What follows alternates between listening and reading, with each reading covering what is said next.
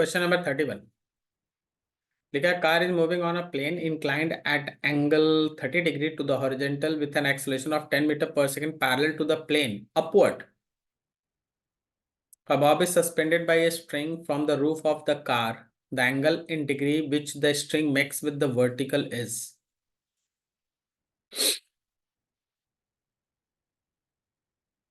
Free body diagram देखो. सबसे पहले पहले तो हम ये मानते हैं कि अगर कोई एक्स्ट्रा फोर्स नहीं लगता तो ये डायग्राम कैसा होता, पहले उसको देखो.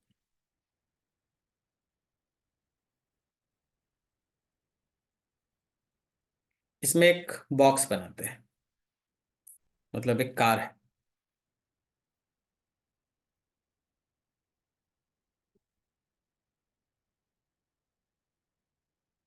ये कार, अगर ये बॉक्स एक्सलरेट नहीं होता ना तो ये बॉब जो है वो इस वर्टिकल लाइन, ये वर्टिकल लाइन है, तुम्हारा बॉब इसी वर्टिकल लाइन पे कहीं हैंग होता, ऊपर से हैंग रहता और बॉब इसी में कहीं होता. ठीक है.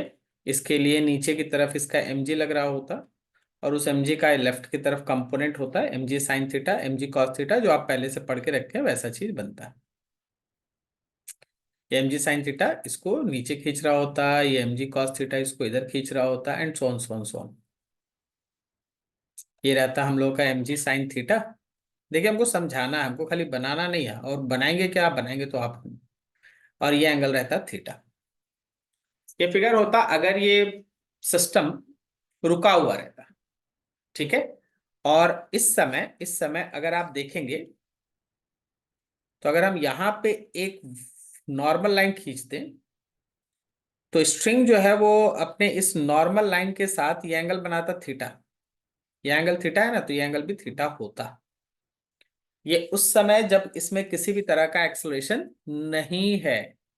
लेकिन याद रखिएगा तुम्हारे क्वेश्चन में बोला गया है कि ये जो कार है वो ऊपर की तरफ एक्सेलरेट हो रहा है. ये जो कार है वो ऊपर की तरफ एक्सेलरेट हो रहा है. तुम जरा उस चीज को अब देखो और फिगर में समझने का प्रयास करो.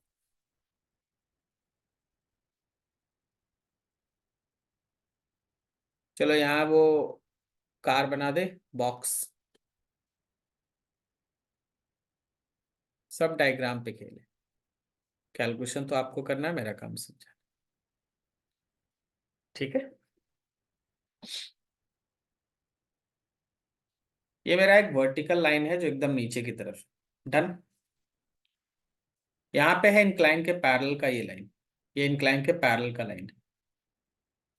सही है.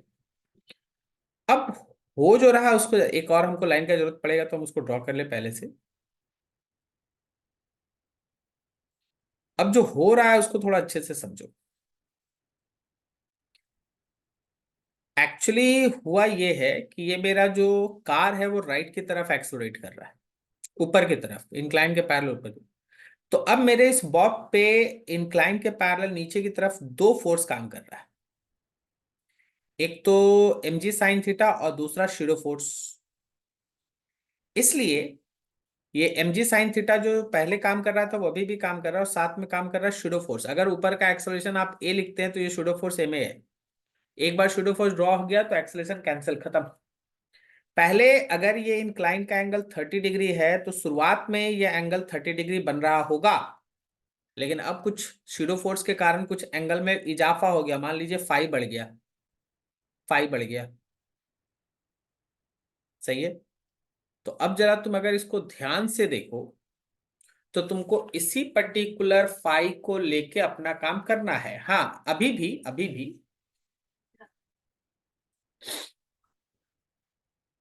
भी अगर आप ध्यान से देखिएगा तो थोड़ा हम डाटा को मैनेज कर रहे हैं. ये ऊपर की तरफ एक्सलरेट हो रहा है, नीचे mg साइन थीटा और ma काम कर रहा है. इस डायरेक्शन में एक्सलेशन का डाटा दिया हुआ है ना, थीटा कितना है. ठीक है. इस डायरेक्शन में अभी भी काम कर रहा है अपना mg का कॉस थीटा, और थ्रेड का टेंशन है इसके अलोंग में, थ्रेड का टेंशन है इसके अलोंग में, समझना जरा. इस थ्रेड के टेंशन का दो कंपोनेंट होगा, एक होगा ऊपर की तरफ और एक होगा इस डायरेक्शन में। ठीक है, अब चलिए जरा डाटा लिखते हैं ध्यान से, फिगर्स पे ध्यान रखिएगा। मान लीजिए थ्रेड के अंदर का टेंशन है टी, तो टी का इधर वाला कंपोनेंट होगा, ये पूरा एंगल देख लो, टी का साइन, टी का साइन ना, हाँ टी का साइन 30+5, और ऊपर वाला कंपोनेंट होगा टी का कॉस 30+5। अभी हमारा ये पूरा सिस्टम अगर ऊपर की तरफ एक्सलरेट हो रहा है, तो फॉर बॉब, बॉब ऊपर की तरफ लग रहा है T sine 30+5, which is balanced by, ये किससे बैलेंस है, ये बैलेंस है mg sin 30 और प्लस ma से, और ऊपर की तरफ लग रहा है t का cos 30+5, और ये बैलेंस है नीचे की तरफ का जो mg cos 30 आएगा उससे, ये बैलेंस है mg के cos 30 से, mg का cos 30, हाँ mg तो यही लग रहा है, ये तो mg है ही। ठीक है, तो mg का cos 30 ही बनेगा, ये mg है, ये एंगल 30 है, तो ये एंगल 30 रहेगा, mg का cos 30।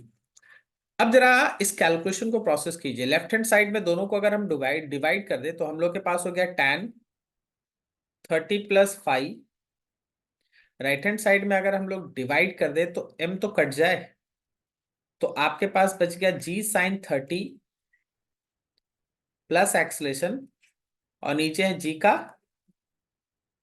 cos 30। याद रखिएगा आपको ये फाई निकालना है, लेफ्ट हैंड साइड में हो गया tan 30+5, राइट हैंड साइड में जी का वैल्यू 10 हो गया, और sin 30 का वैल्यू 1/2 हो गया, ऊपर की तरफ का एक्सलेशन 20 दिया हुआ था, ये 10 हो गया, और यहाँ √3/2 हो गया, 5 और 20 25, 25/5 √3, या 5 से ये कट गया, 5/√3, दिस इज tan 30+5, ठीक है, is equals to 5/√3।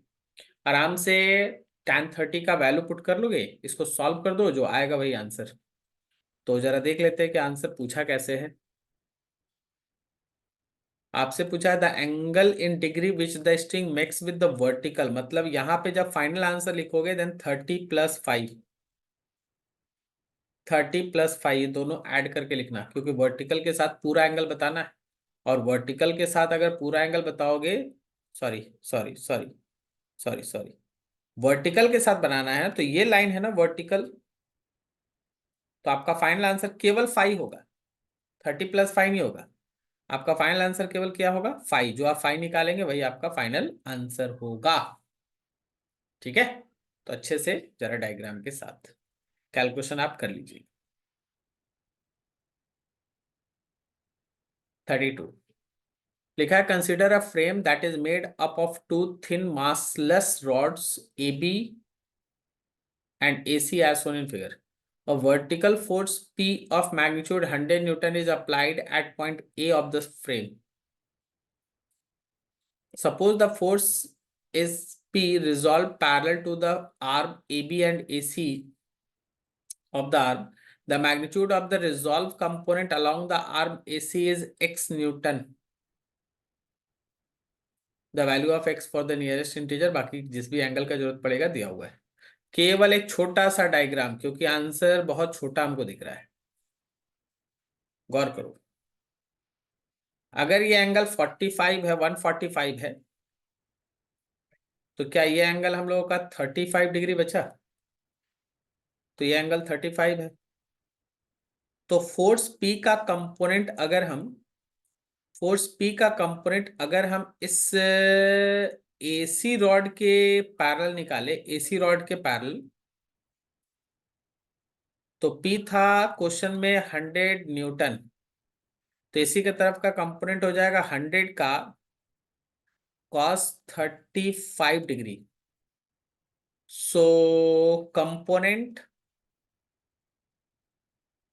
Parallel to AC section जो क्वेश्चन पूछा है, एंड दिस इज 100 cos 35। बाकी डाटा cos 35 का क्वेश्चन में दिया है, तुम उसका यूज करो। sin 35 नीचे cos 35 is 0.0819, so it is 81.9 Newton. ठीक है, इतना हमारा कंपोनेंट फोर्स का AC के अलॉन्ग में काम करेगा।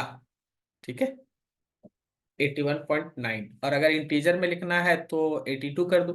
81.9 को इंटीजर में लिखना है, 82 कर लो। सही है,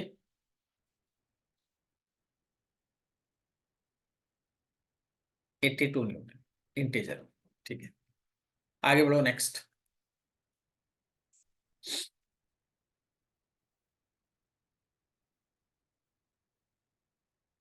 मल्टीपल चॉइस है, एस्ट्रिक लगा है।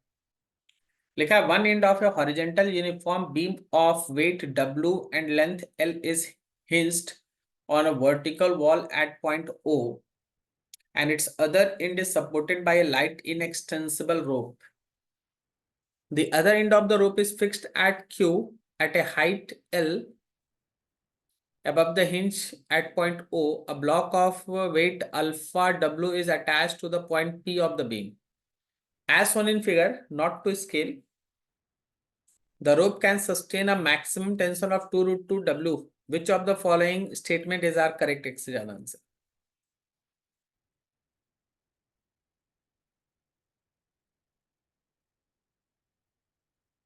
ऑप्शन देख लेते हैं। Vertical component of reaction force eight O, horizontal component of reaction force eight O, tension and alpha rubrics.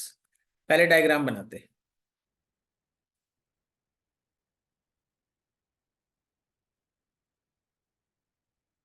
देखो ध्यान से,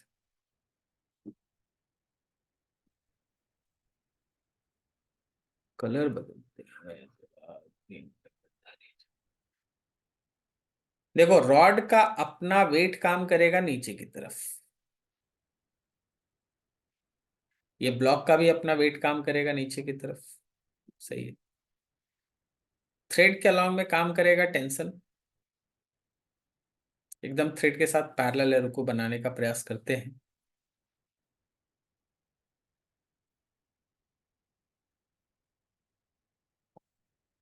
ये थ्रेड के अलॉन्ग का टेंशन है, तो भाई इस टेंशन का भी कंपोनेंट है, लेफ्ट की तरफ एक कंपोनेंट है अलोंग दिस रॉड, और एक कंपोनेंट ऊपर की तरफ है रॉड के परपेंडिकुलर। सही है, अब आ जाओ इस पॉइंट हिंज पे। हिंज पे एक रिएक्शन लग रहा है एक्स में, और इसी हिंज पे एक रिएक्शन फोर्स लग रहा है वाई में, ऊपर वाई में। तो इन सारे फोर्सेस में यहाँ पे वेट हो गया W, यहाँ पे हो गया अल्फा W, ये टेंशन T है, L होने से ये एंगल 45 है, तो इधर हो गया L/√2, sorry T/√2, T/√2, L/√2 नहीं। यहाँ पे रिएक्शन फोर्स का y कंपोनेंट, ये है रिएक्शन फोर्स का x कंपोनेंट। इस पूरे सिस्टम को अच्छे से समझो, ये है इसका डायग्राम। ठीक है, अब आप यहीं से कैलकुलेशन स्टार्ट करेंगे, ध्यान रखिएगा, पॉइंट्स को ध्यान रखिएगा।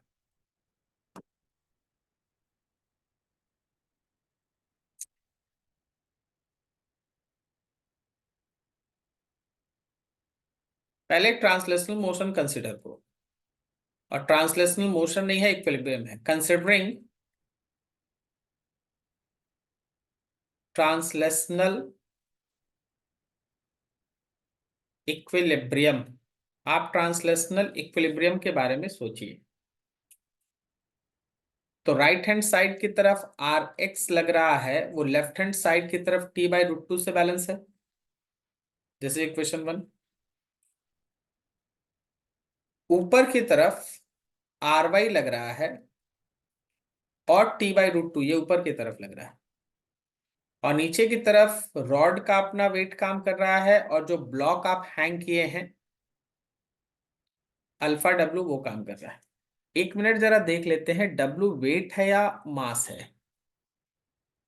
वेट है, ठीक है ना। वेट है तो डब्ल्यू लिखे, अगर मास रहता तो जी लगाना पड़ता। हम्म, अभी ये, हाँ, अब ये इक्वेशन 2 है। ये सिस्टम अगर इक्विलिब्रियम में है तो ये ट्रांसलेशनल इक्विलिब्रियम में भी है, तो रोटेशनल इक्विलिब्रियम में है। फॉर रोटेशनल इक्विलिब्रियम, भाई रोटेशनल इक्विलिब्रियम में टॉर्क जीरो होता है, जिस पॉइंट के अबाउट में चाहेंगे टॉर्क जीरो होगा, net torque will be equals to zero. तो हम पहले फेज में ऐसा ही मान के चलते हैं ताकि मेरा टेंशन आ जाए कि ओ पॉइंट के अबाउट में टॉर्क जीरो है, अबाउट ओ। तो फिगर को जरा देखो और समझने का कोशिश करो, ओ पॉइंट के अबाउट में टॉर्क जीरो करना है, इस ओ पॉइंट के अबाउट में। तो इस ओ पॉइंट के अबाउट में टॉर्क अगर आप जीरो करते हैं तो आर एक्स का टॉर्क जीरो है, आर वाई का टॉर्क जीरो है, t√2 का टॉर्क जीरो है। बच गया 3 ओ पॉइंट के अबाउट में, ओ पॉइंट के अबाउट में। फिगर भी दिखना चाहिए, यही लिख रहे हैं अबाउट ओ, टॉर्क क्लॉकवाइज और टॉर्क एंटी क्लॉकवाइज, ये दोनों बराबर। ओ पॉइंट के अबाउट में देखो, आर वाई का टॉर्क जीरो, आर एक्स का टॉर्क जीरो, क्योंकि उनका लाइन ऑफ एक्शन वहीं से पास होता है, और ये t/√2 का भी टॉर्क जीरो। अब बच गया सबसे पहले ये डब्ल्यू लेके चलते। ये डब्ल्यू जो है वो ओ पॉइंट के अबाउट में घूमेगा क्लॉकवाइज, तो W into perpendicular distance l/2। Alpha W भी घुमाएगा clockwise, plus alpha and W, और डिस्टेंस है l। और क्या ये t/√2, ये वाला t/√2 इसको घुमाएगा एंटी क्लॉकवाइज, t/√2 और परपेंडिकुलर डिस्टेंस है l। सब में l कैंसिल करो, w/2 plus alpha W is t/√2। तो हमारे पास टेंशन का पहला वैल्यू आ गया √2 टाइम्स ऑफ, आप चाहेंगे तो w को भी कॉमन निकाल लीजिए, 1/2 प्लस अल्फा, 1/2 प्लस अल्फा, ये टेंशन का इक्वेशन है। अभी हम लोग अल्फा नहीं निकाल पाए हैं, अल्फा निकालने के लिए और सोचा जाए, अल्फा कैसे निकालें?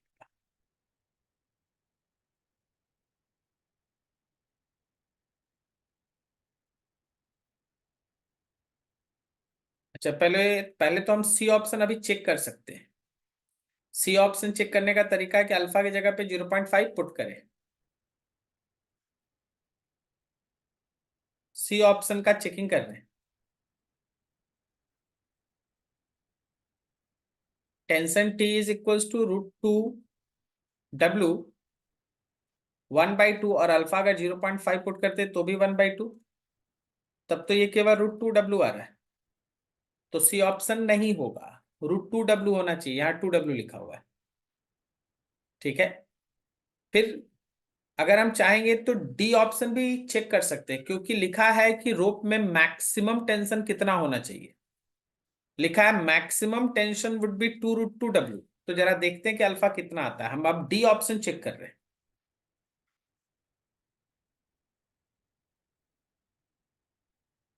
फॉर डी ऑप्शन, टेंशन का मैक्सिमम वैल्यू 2 √2 डब्ल्यू दिया हुआ है, तो क्या हम लोग इसी को √2 डब्ल्यू 1/2 प्लस अल्फा से इक्वेट करके अल्फा देखें, तो ये √2 डब्ल्यू और √2 डब्ल्यू कट गया। सही है, तो हमारे पास हो गया लेफ्ट हैंड साइड में 2 will be equals to, left hand side में 2 ना,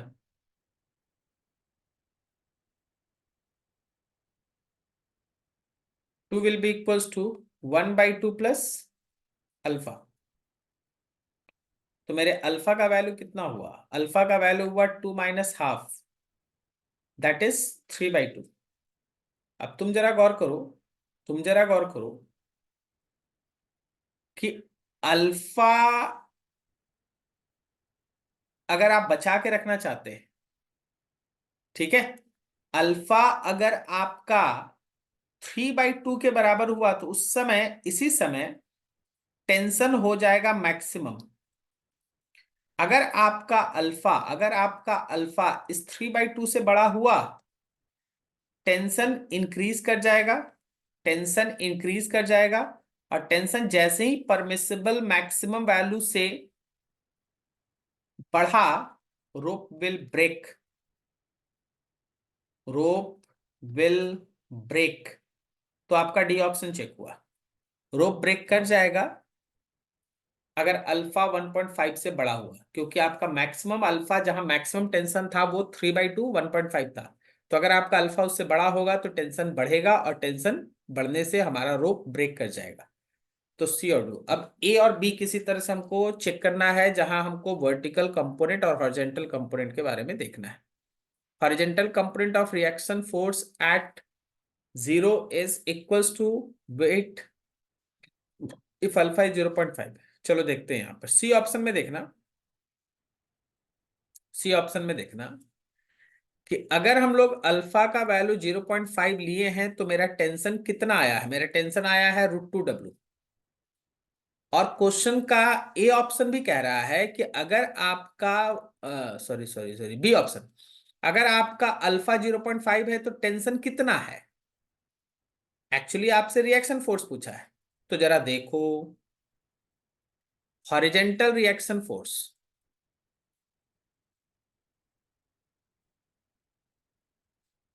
हॉरिजेंटल रिएक्शन फोर्स आपको बताना है एट अल्फा इक्वल्स टू 0.5।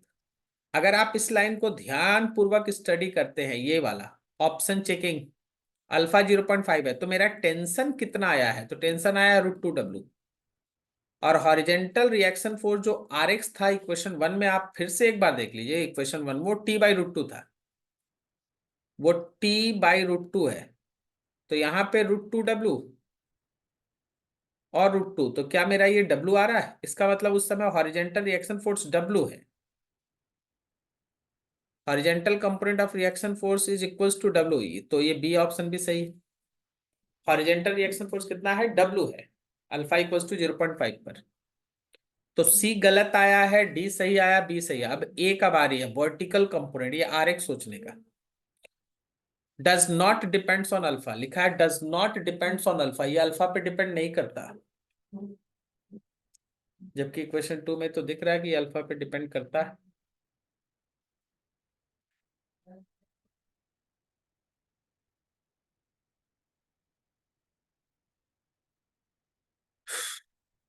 देखते। अच्छा, एक बार आप ऐसे भी सोचिए ना, एक चीज तो सीधा दिख रहा है कि अल्फा पे डिपेंड करता है, लेकिन अगर आप पी पॉइंट के अबाउट में टॉर्क लेंगे, पी पॉइंट के अबाउट में टॉर्क, तो टेंशन खत्म, अल्फा डब्ल्यू का टॉर्क खत्म, केवल डब्ल्यू बचेगा और RY बचेगा। RX का भी लाइन ऑफ एक्शन वहीं से जाता है, RX का भी लाइन ऑफ एक्शन वहीं से जाता है। तो जरा देखो ध्यान से, for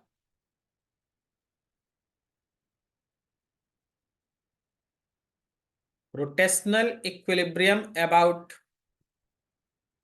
P point, P point, P point के अबाउट में किस किस का टॉर्क जीरो होगा, हम आपको येलो कलर से सर्कल करके दिखाते हैं। पी पॉइंट के अबाउट में, ये पी पॉइंट के अबाउट में T/√2 का टॉर्क जीरो होगा, इस अल्फा W का टॉर्क जीरो होगा, T/√2 इसका टॉर्क जीरो, इस सब का लाइन ऑफ एक्शन यहीं से आता है, और RX का टॉर्क जीरो होगा। ये सब वो है जिनका टॉर्क पी पॉइंट के अबाउट में जीरो है, उनका लाइन ऑफ एक्शन वहीं से पास करता है। तो बच गया कौन? इसका टॉर्क एक आएगा RY का, और एक टॉर्क W का आएगा। वाकई में लग रहा है कि अल्फा से इंडिपेंडेंट आएगा, क्योंकि देखो पी पॉइंट से RY का परपेंडिकुलर डिस्टेंस है L, और W का परपेंडिकुलर डिस्टेंस है P पॉइंट से L/2, तो इसमें तो अल्फा है ही नहीं। तो अब चलो ये देखिए, जरा ध्यान से समझिए, हम इसको भी लिख ही दे आपके लिए।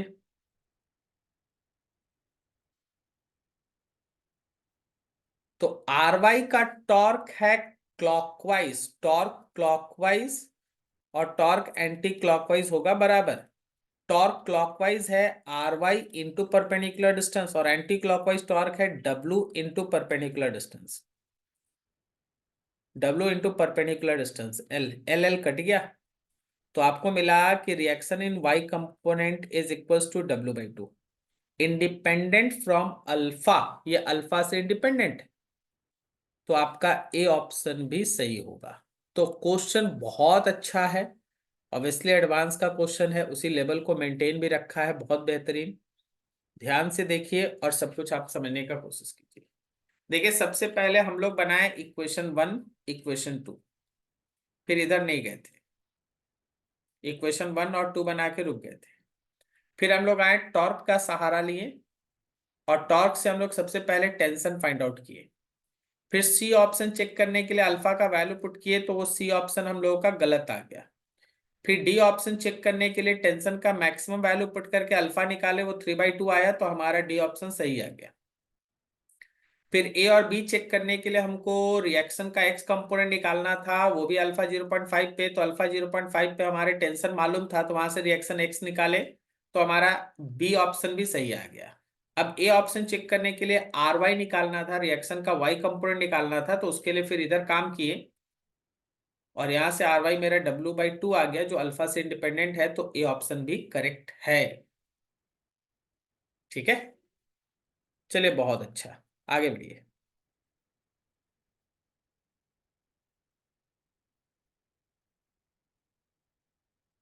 34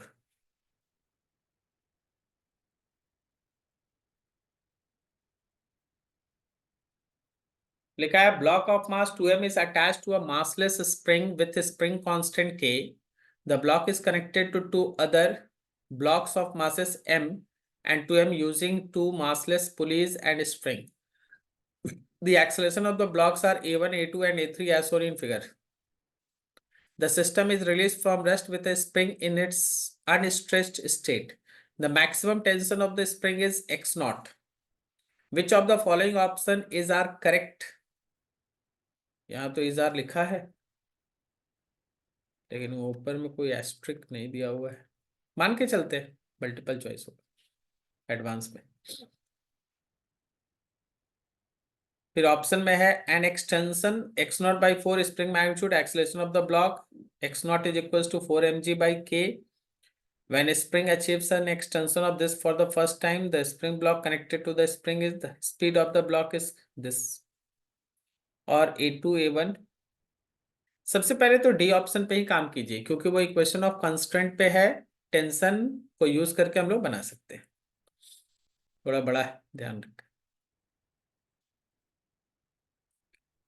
देखिए फ्री बॉडी डायग्राम से हम लोग ये ड्रॉ कर सकते हैं कि अगर इस स्ट्रिंग में एक टेंशन टी है, इस स्ट्रिंग का टेंशन टी है, तो इस स्ट्रिंग में टेंशन 2t है, और यहां भी ये राइट की तरफ 2t है।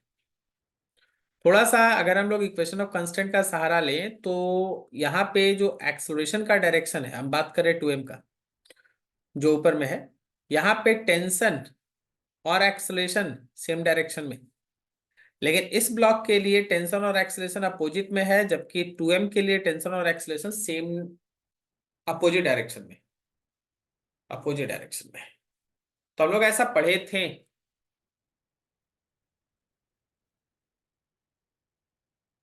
समेशन ऑफ टेंशन और एक्सलेशन का जो डॉट प्रोडक्ट है वो 0 होगा। तो T1A1 plus T2A2 plus T3A3, ये तीनों मिल के होगा 0, तीनों मिल के होगा 0। तो हमारा T1, ऊपर से चलते हैं, 2t है, उसका एक्सलेशन है a1, सेम डायरेक्शन में है इसलिए प्लस। T2 में टेंशन तो t है, एक्सलेशन अपोजिट में है -a2, और 3 में भी टेंशन और एक्सलेशन का डायरेक्शन अपोजिट है, minus and that will be equals to 0। सब में t कैंसिल, तो 2a1 minus a2 minus a3 is equals to 0, या 2a1 is equals to a2 plus a3। अब आप इसी को डी ऑप्शन के हिसाब से थोड़ा एडजस्ट करके लिखिए। डी ऑप्शन में लिखा हुआ है a2 minus a1 equals to a1 minus a3, बिल्कुल सही है। यहां देखो, एक a1 को राइट में भेजो तो a2 माइनस a1 हो जाएगा, और a3 को लेफ्ट में ले आओ तो a1 माइनस a3 हो जाएगा। तो ये हो गया आपका डी ऑप्शन।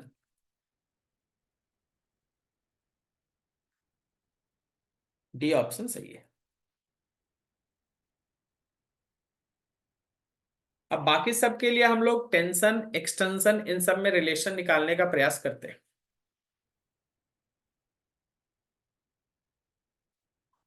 फॉर, मान लीजिए इसके अंदर का इलोंगेशन है x, स्प्रिंग के अंदर का इलोंगेशन है x। For 2m block with spring, जो 2m ब्लॉक हमारे स्प्रिंग के साथ कनेक्टेड है, राइट हैंड साइड की तरफ एक्सलेटेड है, तो 2t माइनस के X is equal to 2m into a1। तो हमारे पास a1 का वैल्यू हो गया 2t माइनस के एक्स बाई 2m, ये a1 हो गया। अब आ जाओ फॉर m ब्लॉक, जो पुली के साथ जुड़ा है, लेफ्ट हैंड साइड में फिगर दिख रहा है। तो यहाँ पे नीचे की तरफ लग रहा होगा, यहाँ नीचे की तरफ लग रहा होगा इसका mg, यहाँ इसका नीचे की तरफ लग रहा होगा 2mg। हम लोग बात कर रहे हैं इस ब्लॉक का, तो नीचे की तरफ एक्सलेशन दिख रहा है, उस हिसाब से अगर हम लिखें तो हम लिखेंगे mg minus T is equals to m into a1। तो आपके पास यहां से a1 का वैल्यू हो गया mg minus T by m। इसी तरह हम लोग बात करेंगे for 2m block,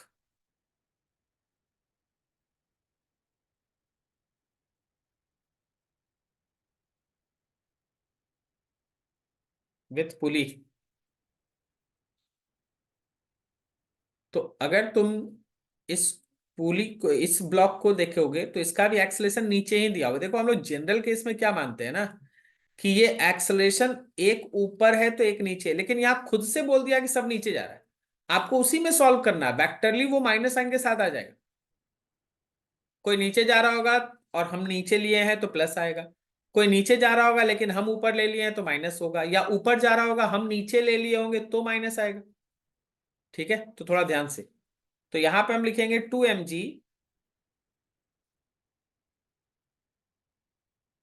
2mg minus T is equals to 2m into a3। So a3 will be equals to 2mg minus T divided by 2m। इन तीनों इक्वेशंस को उठा के जो इक्वेशन ऑफ कंस्टेंट बनाए थे उसमें हम लोग पुट करके समहाउ t का वैल्यू x के टर्म में निकालने का प्रयास करेंगे। ठीक है, according to equation of constraint,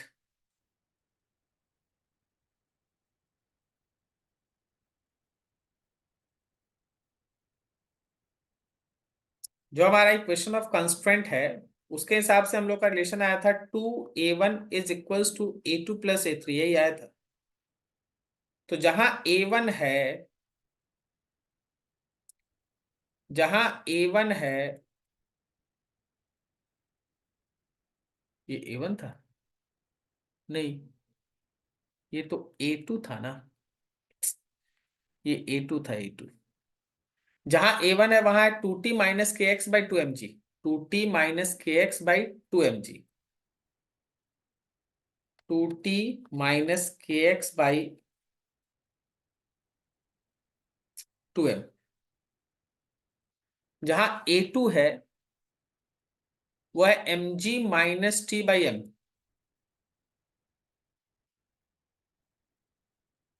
mg minus T by M, और A3 में है 2mg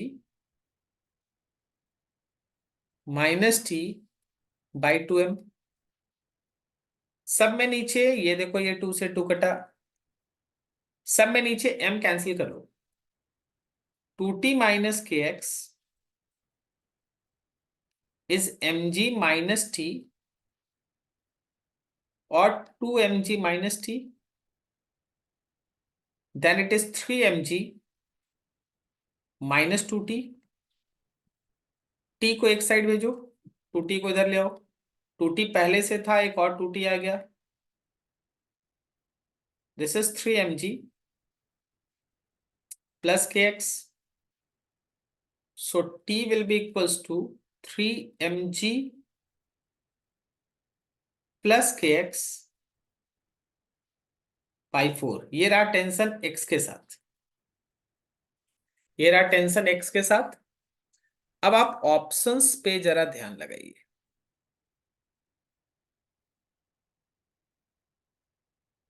याद रखिएगा, टेंशन x के साथ आ गया है 3mg प्लस के एक्स बाई 4, 3mg प्लस के x by 4।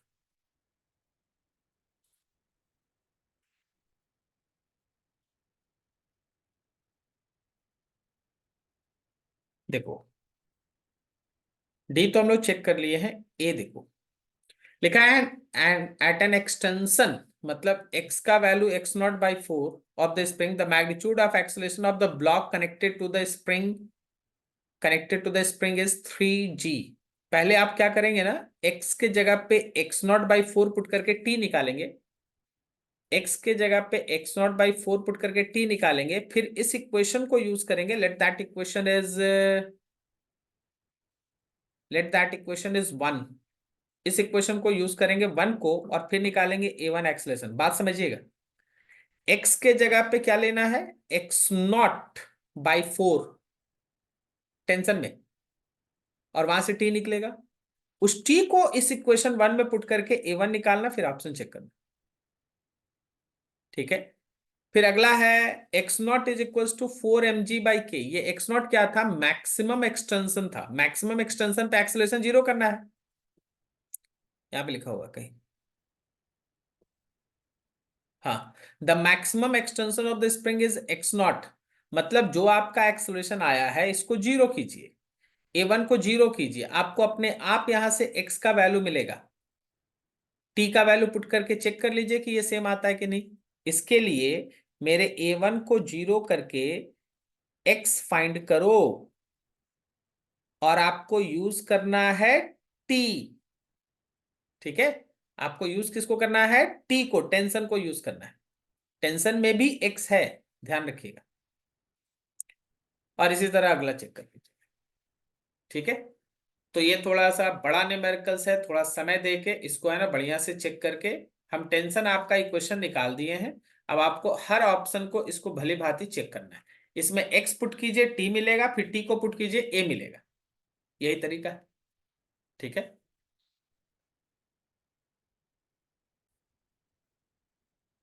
Next question.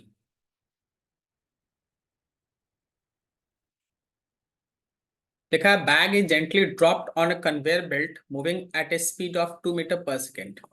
The coefficient of friction between the conveyor belt and the bag is 0.4. Initially, the bag slips on the belt before it stops due to friction. The distance traveled by the bag on the belt during slipping motion is। मान लो जैसे ये हमारे पास एक conveyor belt है, ये हमारे पास एक पुली system है, इसके ऊपर एक बेल्ट है जो एक दूसरे से कनेक्टेड है, और ये इसके साथ घूम रहा है। आप इस पे अगर किसी बैग को गिराते हैं, let that your belt is moving towards right. ठीक है, तो होगा क्या कि इस ब्लॉक के नीचे एक फ्रिक्शन लगेगा जो इसको राइट की तरफ एक्सलरेट करेगा, क्योंकि बेल्ट तो चल रहा है ना, ब्लॉक अभी रेस्ट में है, तो फिसलेगा। फिसलने की वजह से यहां पे एग्जिस्ट करेगा एक काइनेटिक फ्रिक्शन जो इसको राइट की तरफ एक्सलरेट करेगा। कब तक एक्सलरेट करेगा? जब तक कि ब्लॉक का वेलोसिटी वही वेलोसिटी ना हो जाए जो हमारे बेल्ट का वेलोसिटी था, which is 2 metre per second.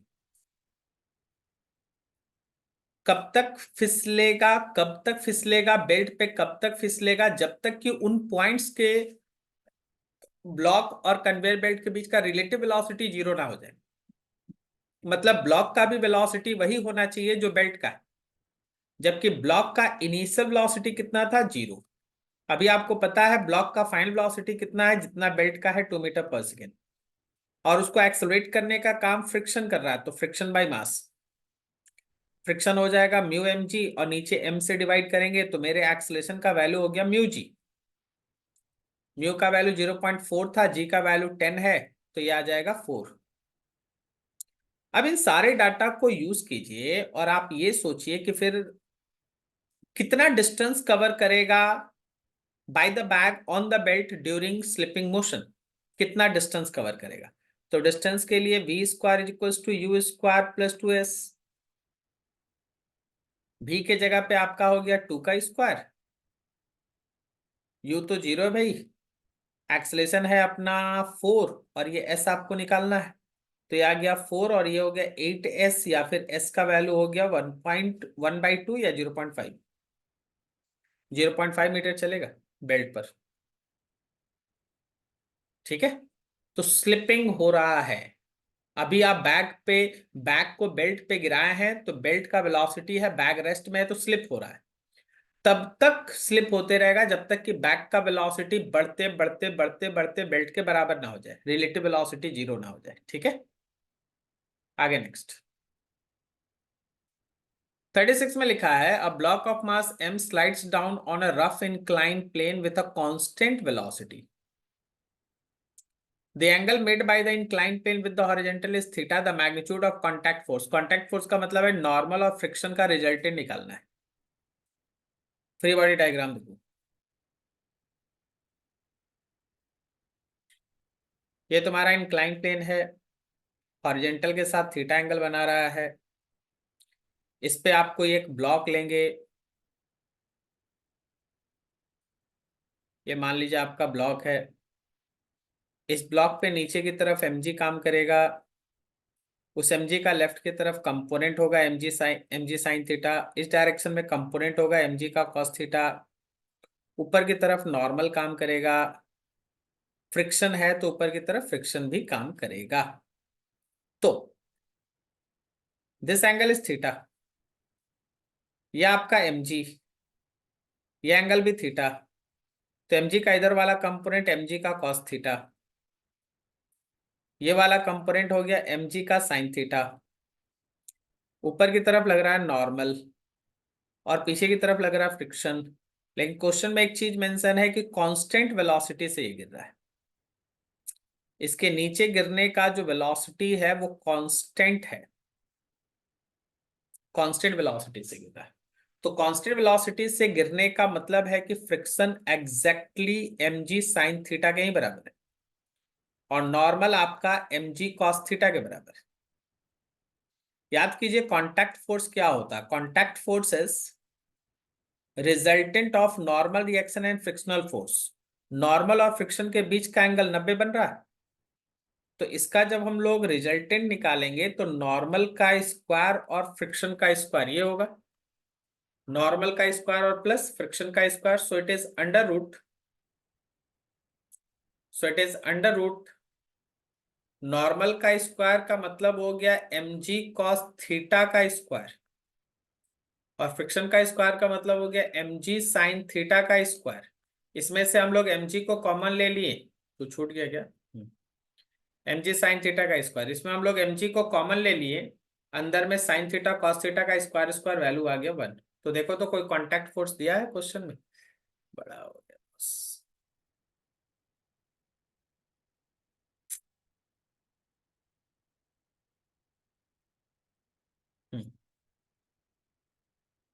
mg, A option, A option is there.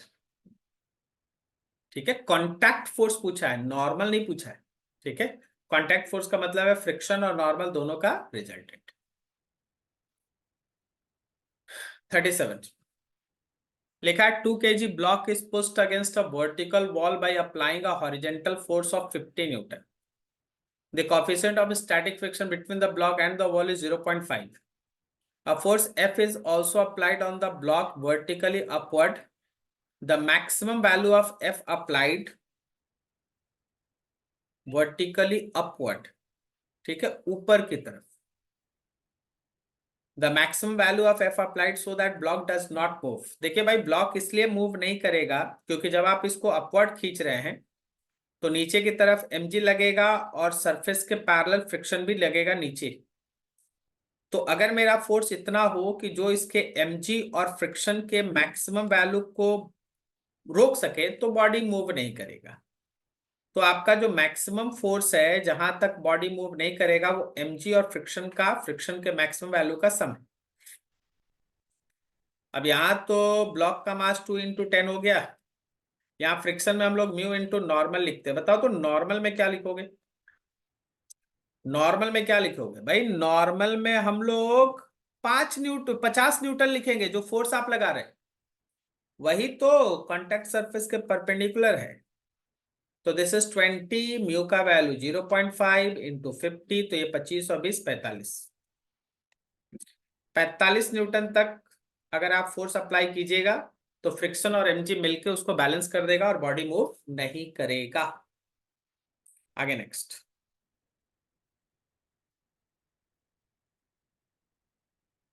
38 में लिखा है a block of mass 40 kg slides over a surface when a mass of 4 kg is suspended through an inextensible massless string passing over frictionless pulley as shown in figure. The coefficient of kinetic friction between the surface and the block is acceleration. खुद से बनाओ, खुद से बनाओ. यहाँ पे नीचे की तरफ 40 न्यूटन का इसका mg लग रहा है, ऊपर की तरफ t लग रहा है, यहाँ राइट की तरफ t लग रहा है, पीछे की तरफ फ्रिक्शन लग रहा है. ये राइट की तरफ एक्सेलरेट होगा a से, ये नीचे की तरफ जाएगा एक्सेलरेट होगा a से. जो ऊपर की तरफ का नॉर्मल है वो एग्जैक्टली इसके mg के बराबर है 400 न्यूटन. आराम से इक्वेशन को सॉल्व करके एक्सेलरेशन ऑफ द ब्लॉक निकालिए, बनाइए खुद से बनाइए. आगे नेक्स्ट. 39 में लिखा है a system of 2 blocks of mass m equals to 2 and m equals to 8 kg is placed on a smooth table as shown in figure. Coefficient of static friction between the two blocks is 0.5. The maximum horizontal force F that can be applied on the block of mass m so that the block moves together. समझना इस बात को कि आप F apply करेंगे तो क्या होगा. जब आप F अप्लाई करेंगे, फिगर बड़ा कर ले थोड़ा. जब आप फोर्स अप्लाई करेंगे ना तो ये जो मेरा सिस्टम है वो राइट की तरफ एक्सेलरेट होगा. ये जो मेरा सिस्टम है वो राइट की तरफ एक्सेलरेट होगा. इसके राइट में एक्सेलरेट होने से जो नीचे वाला कैपिटल M है that becomes non inertial frame. नीचे वाला कैपिटल M क्या हो जाएगा? Non inertial. तो जो उस नॉन इनर्शियल फ्रेम के ऊपर में रखा हुआ M मास है वो तो शैडो फोर्स एक्सपीरियंस करेगा ना. शैडो फोर्स इसको एक्सेलरेशन ऑफ फ्रेम के अपोजिट डायरेक्शन में खींचेगा.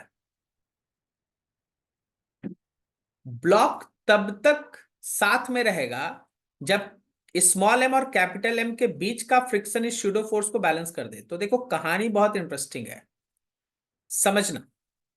पहले हम acceleration of this system find करेंगे और जो हमारे हिसाब से होगा F by m plus m. अगर तुम दोनों मास 2 kg और 8 kg था, इसको ऐड कर दो तो यहाँ F/10 हो गया. इस एक्सेलरेशन को काउंटर करने के लिए, काउंटर मतलब हटाने के लिए, नॉन इनर्शियल को इनर्शियल बनाने के लिए हम यहां ड्रॉ करेंगे एक शैडो फोर्स जिसमें इस ब्लॉक का मास होगा, एक्सेलरेशन हमारे इस सिस्टम का होगा. ये मास है 2 और एक्सेलरेशन है F/10, तो ये हो गया F/5. और ये यहाँ के फ्रिक्शन मैक्सिमम के साथ एटलीस्ट बराबर होना चाहिए, क्योंकि अगर उससे फ्रिक्शन मैक्सिमम से अगर बड़ा हो गया तब तो ब्लॉक पीछे मूव कर जाएगा. तो तुम्हारा क्वेश्चन बोला है कि ब्लॉक मूव नहीं करना चाहिए, ठीक है ना.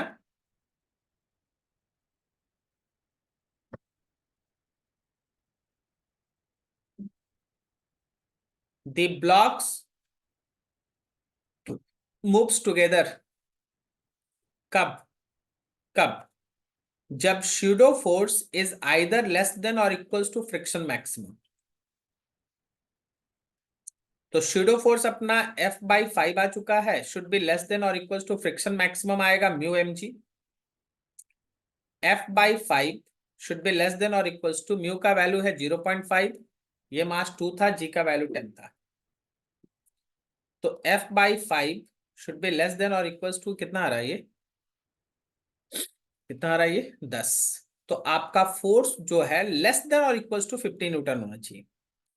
मैक्सिमम कितना होना चाहिए? 50 न्यूटन। 50 मतलब ये 49 पकड़ लो, जी का वैल्यू 9.8 रहेगा। ठीक है, जी का वैल्यू 9.8 लो, 49 आ जाए। करेक्ट। तो आपका फोर्स ज्यादा से ज्यादा 49 या 50 न्यूटन का होना चाहिए। उससे ज्यादा होगा तो फिर प्रॉब्लम है, एक्सेलरेशन ज्यादा होगा, स्यूडो फोर्स ज्यादा होगा और फ्रिक्शन उसको रोक नहीं पाएगा, बॉडी विल स्लिप। ठीक है, एक साथ जाने के लिए मैक्सिमम आप 50 न्यूटन तक का फोर्स ही लगा सकते हैं। 40 नंबर लिखा है, disc with a flat small bottom beaker placed, flat small bottom beaker placed on it at a distance r from the center is revolving about an axis passing through the center and perpendicular to its plane with an angular velocity omega. Coefficient of static friction between the bottom of the beaker and the surface of the disc is mu. The beaker will revolve with the disc if centrifugal force should be less than or equals to friction maximum.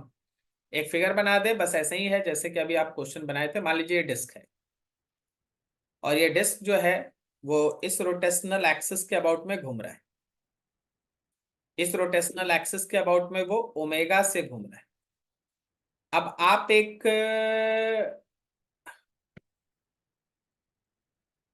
Small flat base वाले beaker को centre से, मतलब इससे are distance away रख दिए हैं, are, और ये इसी के साथ घूम रहा है।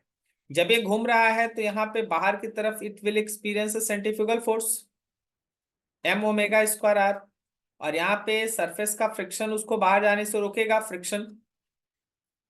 तो एक साथ घूमने के लिए याद रखिएगा कि फ्रिक्शन का जो मैक्सिमम वैल्यू है सरफेस और उस बीकर के बेस के बीच, that should be greater than और इक्वल्स टू सेंट्रीफ्यूगल फोर्स। तो फ्रिक्शन मैक्सिमम हो गया आपका mu M g should be greater than और equals to m omega square r. mm cancel, आपको निकालना क्या था? आपको निकालना था ये relation. So mu g by omega square should be greater than और इक्वल्स टू आर।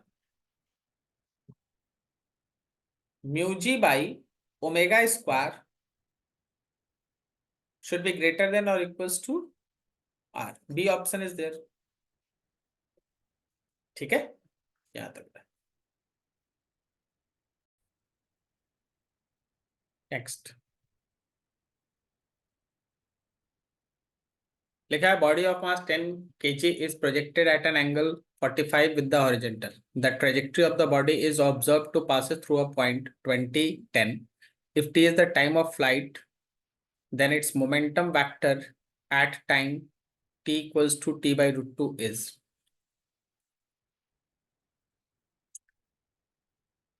देखिए वहां पे angle of projection theta is 45 degree दिया है, लेकिन वेलोसिटी ऑफ प्रोजेक्शन मेंशन नहीं है। उसके जगह पे हम लोग इक्वेशन ऑफ ट्रेजेक्टरी यूज करेंगे, y equals to X time theta minus G X square by 2u² cos square theta. y के जगह पे पुट कर दिया हम लोग, y कोऑर्डिनेट 20, x के जगह पे 10, tan 45 इज 1 माइनस g के जगह पे 10 एक्स स्क्वायर, x भी पुट करेंगे अभी। नीचे हम लोगों के पास है 2u² और cos 45 हो गया 1/√2 उसका स्क्वायर। यहाँ भी एक बार में ही लिख लो, यहाँ 10 का स्क्वायर, एक्स कोऑर्डिनेट 10 का स्क्वायर।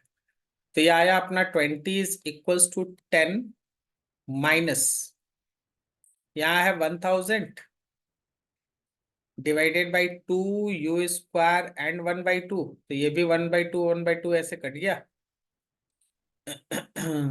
ये नेगेटिव वाला टर्म लेफ्ट में भेजो, इसको राइट में भेजो।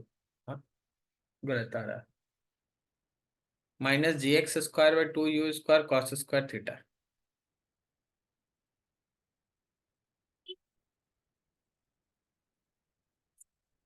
ये तो निगेटिव आ जाएगा।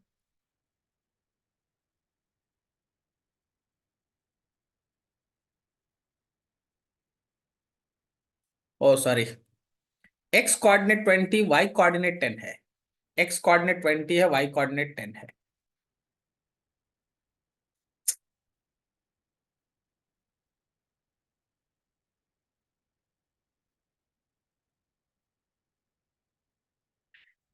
y कोऑर्डिनेट 10 है और x कोऑर्डिनेट 20।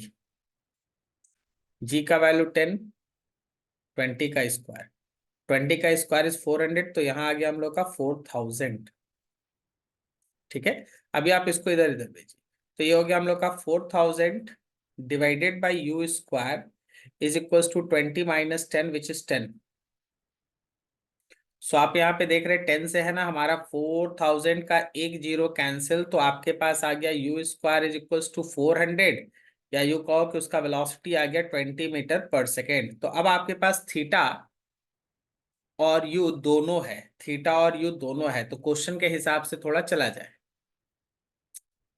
आपको उसका मोमेंटम बताना है, आपको उसका मोमेंटम बताना है टाइम t/√2 पर। तो आखिर इसका टाइम ऑफ फ्लाइट क्या है? टाइम ऑफ फ्लाइट का फॉर्मूला होता है 2u sin θ/g।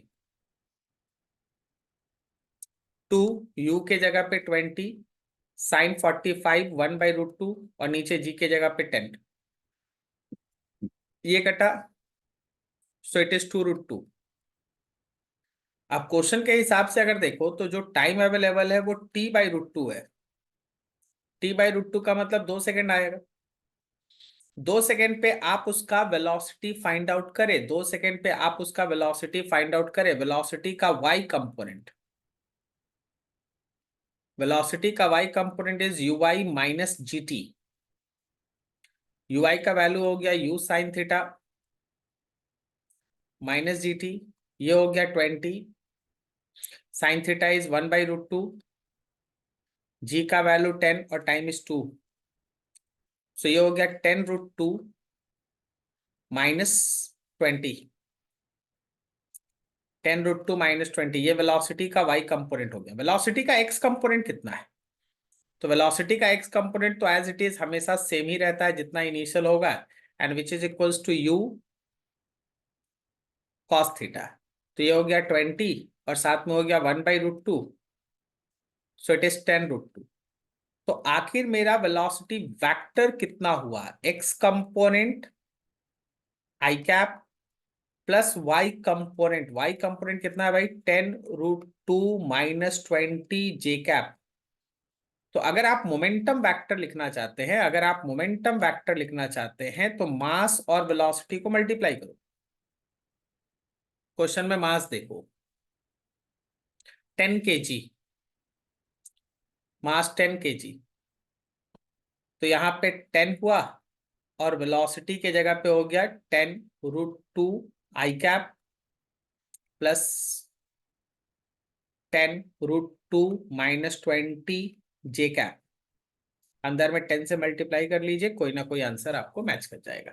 ठीक है, तो ये था आपके पास पहले इक्वेशन ऑफ ट्रेजेक्ट्री से हम लोग वेलोसिटी निकाले, फिर वेलोसिटी को यूज करके टी निकाले, और फिर टी को यूज करके v का y कंपोनेंट, v का x कंपोनेंट लिखे, वेलोसिटी लिखे, और वेलोसिटी से फिर मोमेंटम लिखे। ठीक है, आगे नेक्स्ट लिखा है 2 projectiles are thrown with same initial velocity making an angle 45 and 30 with the horizontal respectively, then the ratio of their respective range। देखो रेंज का फॉर्मूला होता है u² sin 2θ/g। अगर दोनों का इनिशियल वेलोसिटी सेम है तो समझ जाना कि range 1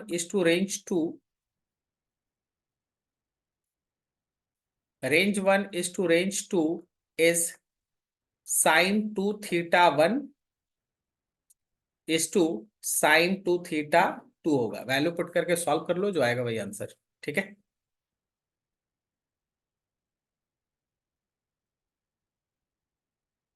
लिखा है ball is projected from the ground with a speed of 15 metre per second at an angle theta with the horizontal so that its range and maximum height are equal, then tan theta will be equals to. देखो, range और maximum height का एक formula होता है। Range and maximum height are equal, range and maximum height are equal. तो range के लिए आपके पास है u square sine two theta by g, और मैक्सिमम हाइट है u square sine square theta by two g. ठीक है, तो आप यहाँ पे डाटा पुट किए, दोनों तरफ यू स्क्वायर कैंसिल, जी से जी कैंसिल, आपके पास हुआ two sine theta into cos theta is equals to sine square theta by to.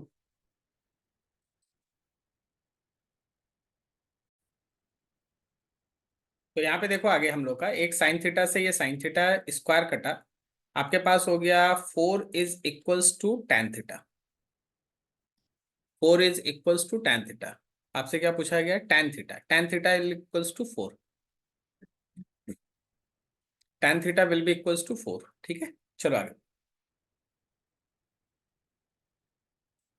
लिखा है two projectiles P1 and P2 thrown with speed in the ratio.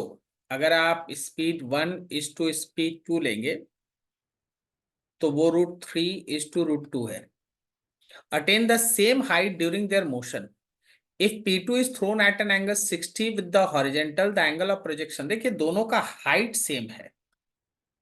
अगर क्वेश्चन में दोनों का हाइट सेम है, इसका मतलब है कि U1 square sine square theta 1 by 2g is equals to U2 square sine square theta 2 by 2g। ये दोनों जगह 2g कैंसिल। ठीक है, नीचे की तरफ। तो आपके पास आया sine theta 1 by sine theta 2 का square is equals to U2 square by U1 square. U2 by U1 इसका मतलब √2 बाई √3 का स्क्वायर, इसका मतलब 2/3। तो अगर हम लोगों के पास P2 सेकेंड प्रोजेक्टाइल का एंगल ऑफ प्रोजेक्शन 60 है, तो P1 निकालना है, मतलब थीटा 2 आपको मालूम है, साइन थीटा 1 निकालना है। यहाँ पे साइन 60 मेंशन है, that square will be equals to 2/3। आप यहां से लिख सकते हो साइन थीटा 1, नीचे हो गया अपना √3/2, स्क्वायर को हटा देते हैं तो दूसरी तरफ जाएगा तो रूट हो जाएगा, √2/3। Then sine theta 1 is equals to 1 1,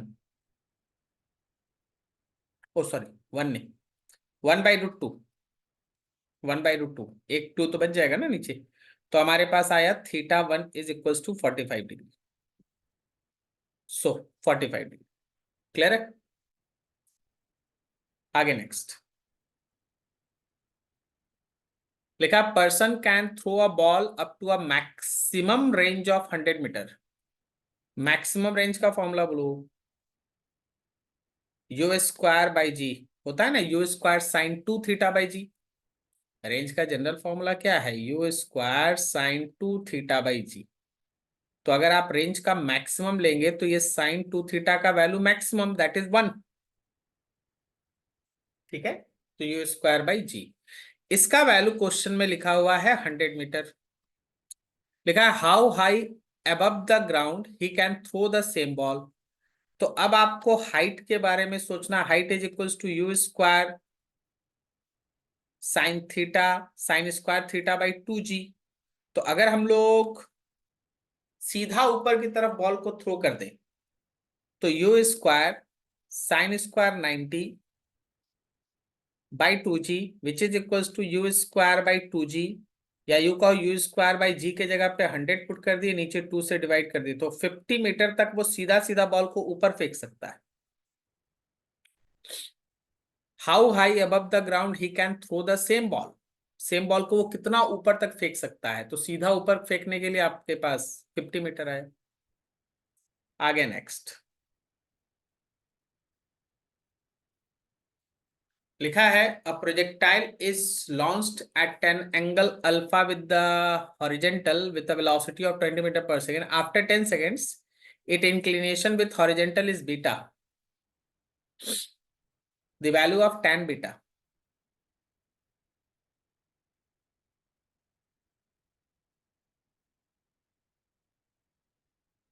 थोड़ा सा एक फिगर बनाना चाहते हैं। अगर आप किसी प्रोजेक्टाइल को लॉन्च करते हैं, वो इस तरह का मोशन करता है। फेंकते समय उसके पास एक वेलोसिटी है, थोड़ी देर के बाद उसका वेलोसिटी कुछ इधर है। फेंकते समय उसके पास है 20 मीटर पर सेकेंड, मान लो यू है, और उसका ये एंगल अल्फा है।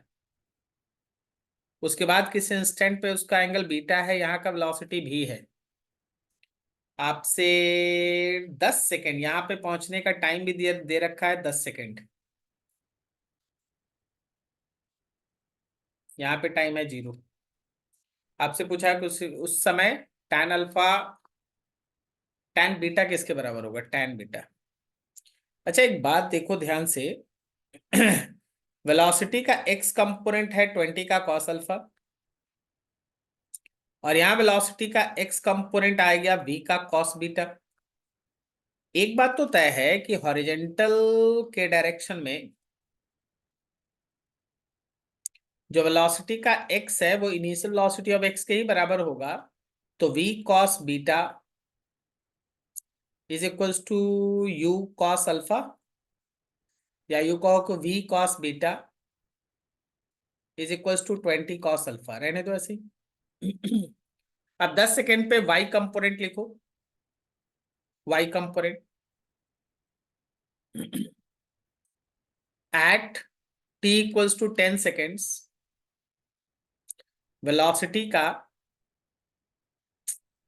वेलोसिटी का y component is equals to ui minus g t. ui कितना है भाई, तो 20 का साइन अल्फा माइनस G10 और 10 सेकेंड्स। तो वेलोसिटी का y कंपोनेंट हो गया 20 का साइन अल्फा माइनस 100। अब अगर हमको यहाँ पे 10 सेकेंड पे tan बीटा लिखना ही है, तो क्या हम tan बीटा के लिए y component by x component लिख दें। y कंपोनेंट में पुट करेंगे 20 का साइन अल्फा माइनस 100, और x कंपोनेंट में पुट करेंगे 20 का cos अल्फा।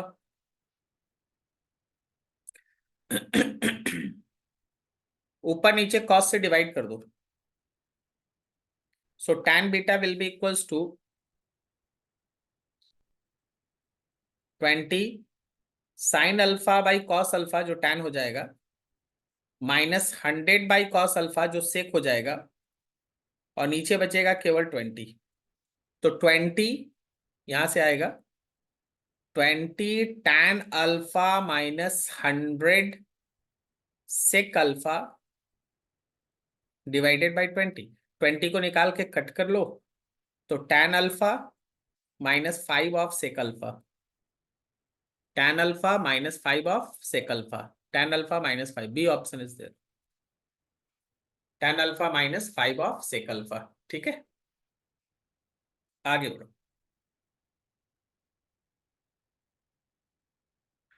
31 में लिखा है, a projectile is projected with a velocity of 25 meter per second at an angle theta with the horizontal।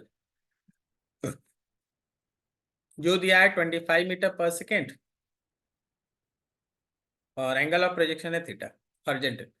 After t seconds it's inclination with the horizontal become 0। इसका मतलब है कि t सेकेंड्स पर वो maximum height पे है, maximum height पे।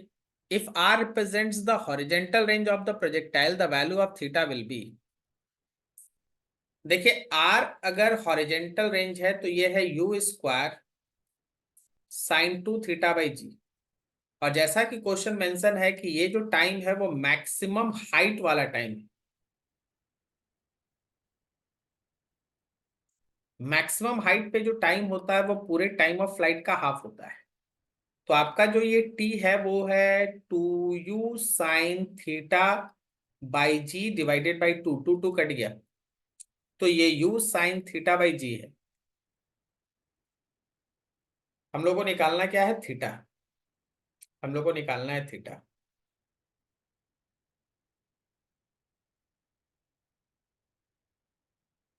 Time range के साथ थीटा निकालना है, यू को हटाना है, यू को हटाना है। तो जरा गौर किया जाए, देखते हैं क्या होता है। क्या हम लोग यहां से लिख सकते हैं u is equals to g into t by sine theta? इसी को रेंज के इक्वेशन में पुट करो। Therefore range r is equals to, जहां u था वहां हम लोग लिख सकते हैं g t by sine theta का स्क्वायर, यहाँ है sin 2 theta by g. So r will be equals to g square t square, नीचे है sin2 थीटा और sin 2 थीटा को लिख सकते हैं 2 sin theta into cos theta divided by g. थोड़ा सिंप्लीफाई करना है बस। ये साइन थीटा से स्क्वायर कैंसिल, जी से ये स्क्वायर कैंसिल, तो range r will be equals to g t square two cos theta by sine theta. तो r will be equals to g t square 2/tan theta. tan theta को left में भेजो। tan theta is equals to 2 GT square by are, या फिर theta is equals to tan 1 2 GT square by r. देखो जरा option.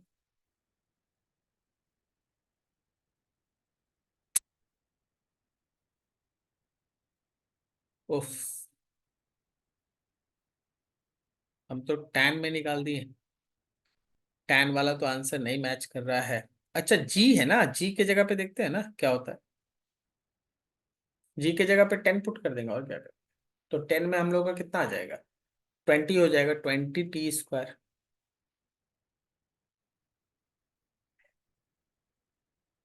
हाँ ये option सही है, डी। जरा गौर से देखिए, उल्टा है उसी का, उल्टा है उसी का।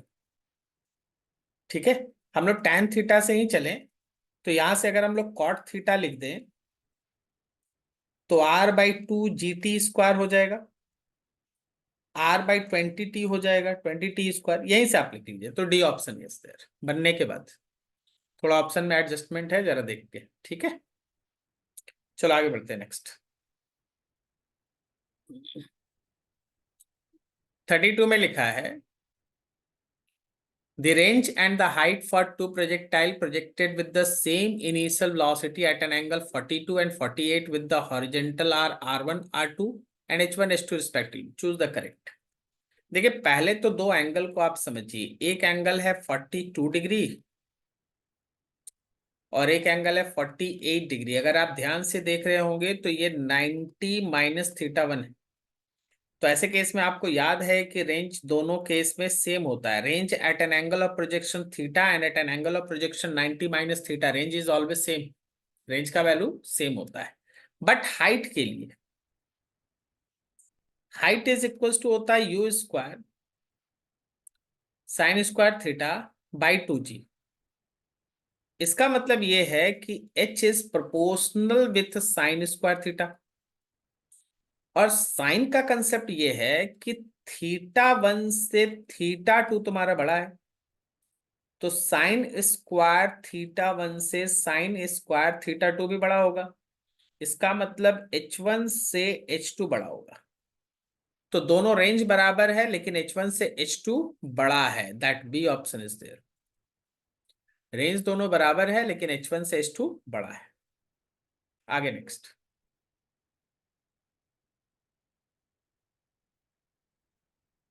33 लिखा है the trajectory of a projectile in a vertical plane is y equals to x alpha minus beta x square. Alpha and beta are constant. X and y are the respectively the horizontal and vertical distance of the projectile from the point of projection. The angle of projection theta and the maximum height attained h are respectively. Compare करो इसको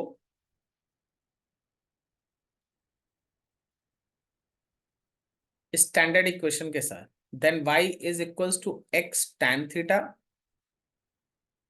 minus g x square by 2 u square cos square theta. जब आप ये compare करेंगे तो आपको यहां से मिलेगा tan थीटा के जगह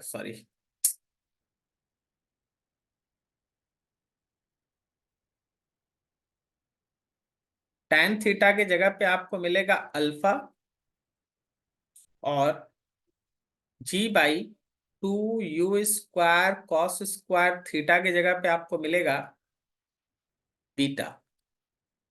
तो अगर आप एंगल ऑफ प्रोजेक्शन के बारे में बात कर रहे हैं तो यहां से देखिए theta is equals to tan inverse alpha. एक आंसर आपका हो गया. लेकिन tan इनवर्स अल्फा तो दो जगह है, एक ए में है और एक डी में है. तो अब आपको मैक्सिमम हाइट के बारे में सोचना है. मैक्सिमम हाइट का फॉर्मूला होता है u square sine square theta by 2g. ठीक है, जरा गौर करो, जरा गौर करो. क्या यहां से हम लोग g बाई 2u स्क्वायर के जगह पे बीटा कॉस स्क्वायर थीटा लिख सकते हैं? और जहां यू स्क्वायर बाई जी है, u square by g 1/2 beta cos square theta होगा. यू स्क्वायर बाई 2g के जगह पे, यू स्क्वायर बाई जी के जगह पे एक्चुअली. तो यू स्क्वायर बाई जी के जगह पर 1/2 बीटा कॉस स्क्वायर थीटा, एक 2 यहां रह जाएगा और साइन स्क्वायर थीटा. तो तुम अगर गौर करो तो 1/4 बीटा और साथ में tan स्क्वायर थीटा है. और tan स्क्वायर थीटा में पहले क्या आ चुका है? अल्फा. tan थीटा में क्या आ चुका? Alpha. So it is alpha square by 4 beta. बेहतरीन. देखिए ऑप्शन पहले,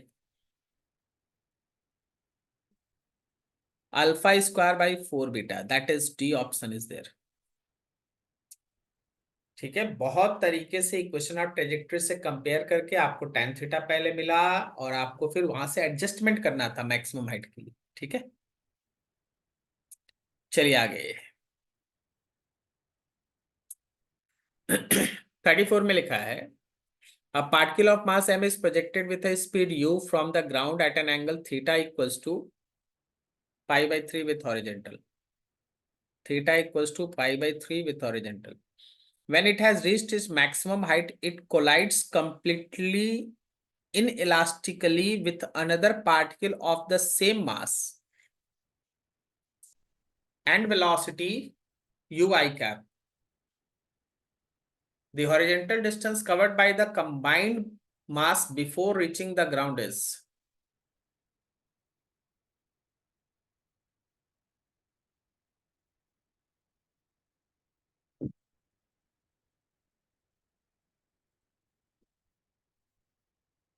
मास ऑफ पार्टिकल m लेना है,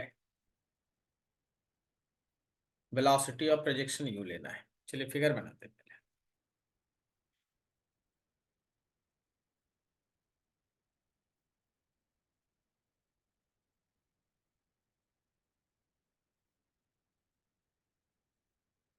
यहाँ पे रुकिए, ये वो पॉइंट रखिए जिसको आप मैक्सिमम हाइट के नाम से समझ रहे हैं. इसके पहले एक पार्टिकल जिसका मास m था वो u से प्रोजेक्ट किया गया था at an angle theta pi by 3 है.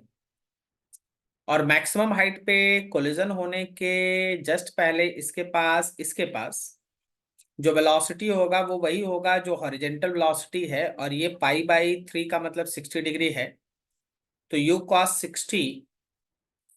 60 का मतलब u/2 हो गया। तो इसके पास कोलिजन के पहले u/2 था, मीटर पर सेकेंड। एक और पार्ट के लिए यहीं पे है, मास तो सेम है, उसके पास है u_i। कोलिजन है परफेक्टली इनइलास्टिक। तो मोमेंटम कंजर्वेशन से इस कंबाइंड मास सिस्टम का आफ्टर कोलिजन वेलोसिटी निकालो using conservation of linear momentum. Collision के पहले का इनिशियल मोमेंटम, कोलिजन के बाद का फाइनल मोमेंटम। इनिशियल मोमेंटम में mu_i और प्लस mu/2 और फाइनल में 2mv। तो ये हो गया हम लोग का 3mu/2 is equals to 2mv। Cut गया, तो आपके पास उस कॉम्बिनेशन का जो नया वेलोसिटी आ रहा है, that velocity is equals to 3u/4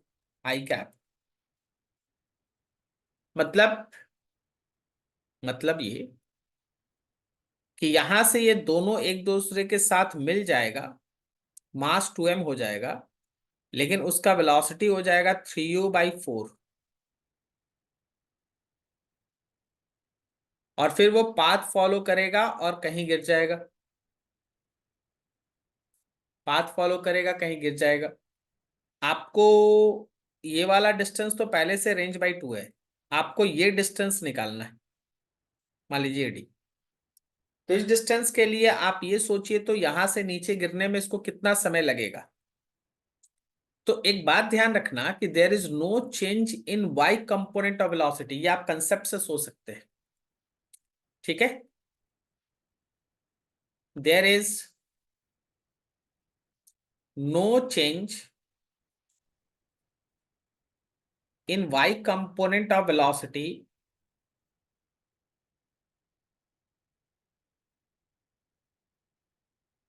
so time period same रहेगा। सो टाइम पीरियड तो एक्चुअली y कंपोनेंट पे डिपेंड करता है ना। Time period remain same. तो आधा टाइम निकल गया है, तो आगे का आधा ही टाइम बचाना t/2। तो अगर हम ये डिस्टेंस केवल d लिखते हैं, तो वेलोसिटी आ गया है 3u/4 और टाइम है टाइम पीरियड/2। टाइम पीरियड का फॉर्मूला पुट करते हैं, 3u/8 और टाइम पीरियड का फॉर्मूला होगा u², 2u sin θ/g ना, sorry, 2u sin θ/g। This is 3u/4 और sin 60/g। This is 3u/4g √3/2, √3/2। अच्छा, यू मिलके u² हो गया ना, u और u मिलके u² हो गया। This is 3√3u²/8g। तो देखते हैं ऑप्शन में 3√3u²/8g, 3√3u²/8g, ये है हम लोगों का ए ऑप्शन। आपको ये डी निकाल, डन। तो बेहतरीन समझना है, ठीक है।